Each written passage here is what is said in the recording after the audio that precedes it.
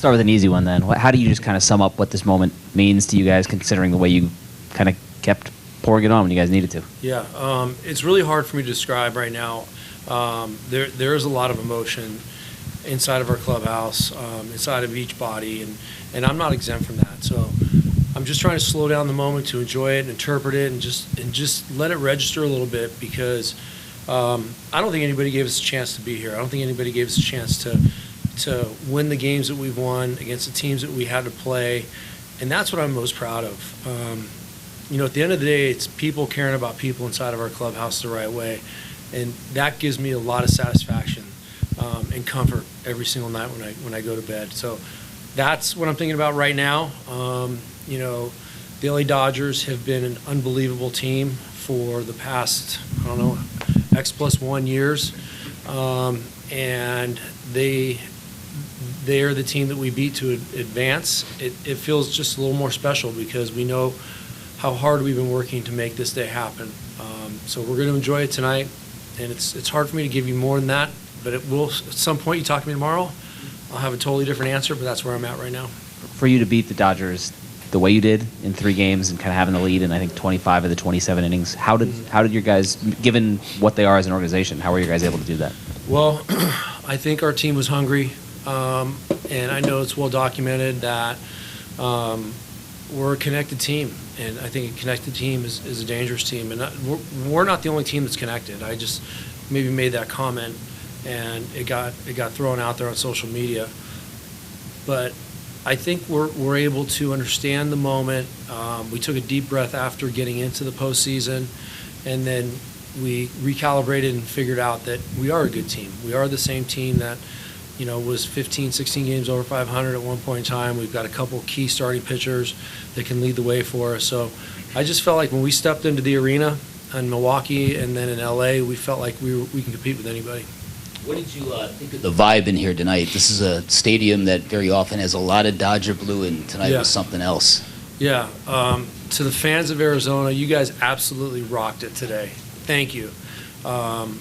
We want to make this state proud of us. We have to earn their trust back and have them understand that we're here every single day to perform and win them back over. There's nothing better than a packed house here. It was extremely loud down on the field level, and those are moments that we're all looking forward to. So I just want to say thank you to them and their encouragement and support. And for the first time in as many years as I can remember, the 7th inning stretch was dominated by the Arizona Diamondback fans, and that was a really good feeling. Over here on the left. Thanks. Greg Moore, Arizona Republic. Hey, how you doing? I'm pretty good, man. How you been? Good. Good. Real good. I haven't seen you in a while, but yeah, Did you guys know you could morph offensively like that, right? Like all season long, you guys have been, base to base, stealing bases, lots of pressure, and then all of a sudden you guys are, home run kings. Like, where'd the power come from, and did you know you could morph like that? Well, I feel like this team is capable of doing anything. We're a very dynamic team. It's just, it's about having the mature at-bats and handing it off to the next guy and not trying to do too much. And I think for the early parts of the season, probably until a little bit after the All-Star break, this team was having quality at-bats, and they were doing their job and handing it off, and that's why we were in the position we were in. But I don't know what happened. I think we tried to do a little too much to prove ourselves for those lean months. But once we got in, I felt like this team really gelled, took a deep breath, a deep exhale, and felt like I'm 0 for 0, and let's start this thing over. As far as the power goes, I've never seen something like that before. It was almost unbelievable, right? And who hits a home run foul on the next pitch hits a home run fair? It never happens. Usually strike out, right? It goes all the way back to Little League. Happened every time. But it's just, that's a quality of hitter we have. And Lance Lynn, he shuffled the deck a little bit today. He threw some 0% pitches. Like he's never thrown certain pitches to certain hitters. And it caught us by surprise. And then once we saw it, we made an adjustment. And that's us having a mature at-bat and being dynamic. And that's who we are. Here in the middle. Torey, Doug Haller with The Athletic. Just what do you think of just the start that Brandon gave you on the mound, and then just giving way to the bullpen to kind of see it through? Well, everybody asked me what I thought about his last outing in Milwaukee. We talked about a mixture of pitches coming out of that. being able to establish things. And he was 44 pitches in at 4 1/3, and I was the dope that took him out of the game. But I just needed to bridge it to that point where I knew once we had a lead that the bullpen was in very capable hands, or the team was in very capable hands with our bullpen. So what did I think about his outing? It was fantastic. And I went over and told him, I said, I understand that this was a mistreatment. I promise I won't always do this to you, but we're going to win this game because of your effort, and I want you to understand that. AJ. For a couple questions on Gabby. First of all, how's his hand? Gabby's hand is good. He is, all x-rays were negative. He went and got some treatment, came back out, and actually warmed up the pitcher, I think Sewald or Ginkle in the 8th or 9th inning. I asked him how he was, and he said he was doing fine. You know, the athletes disappear, and I don't see them, and I think that they're going to come out in a cast. But when I saw him in the dugout, I was like, thank you. Thank you, God. We're going to be okay. He's played through some stuff, and he's performed in this division series the whole postseason. What has he shown you in the last week or two? A lot of mental toughness, a lot of physical toughness, a very demanding position, and then the ability to just barrel at baseballs and have that dynamic approach we're talking about. He doesn't give away at bats. He's engaged. He's not afraid to hit with 2 strikes. I think every good major league hitter is not afraid to hit with 2 strikes on him.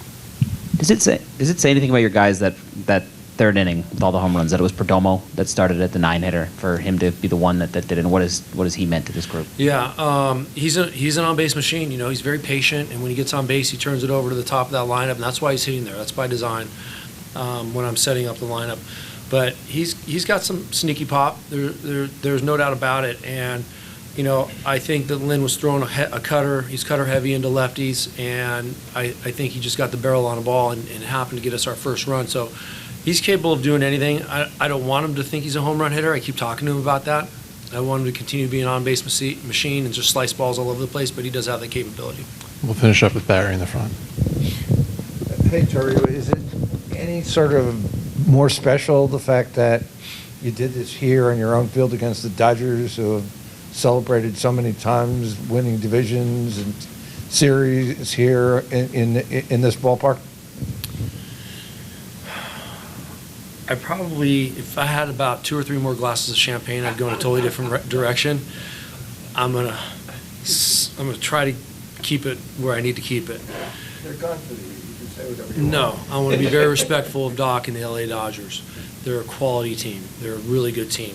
But because they're so good and because of the success they've had in any part of our industry, and it's then you whittle it down to playing against us and then eliminating us in 17 and, you know, basically beating us for a couple of years.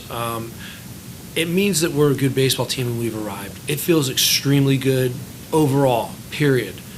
But you throw in the fact that it's the LA Dodgers who have had so much success, it just makes it a little better.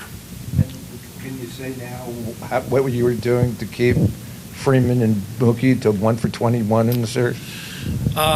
You know, that's a good question. Just running balls on both sides of the plate, maybe chalk lines, and then just seeing if they would chase, and then reading and seeing what was going on from there. So they're very potent hitters, and you can't make mistakes to them. If you do, you're gonna get punished. And I think our pitchers did a great job there.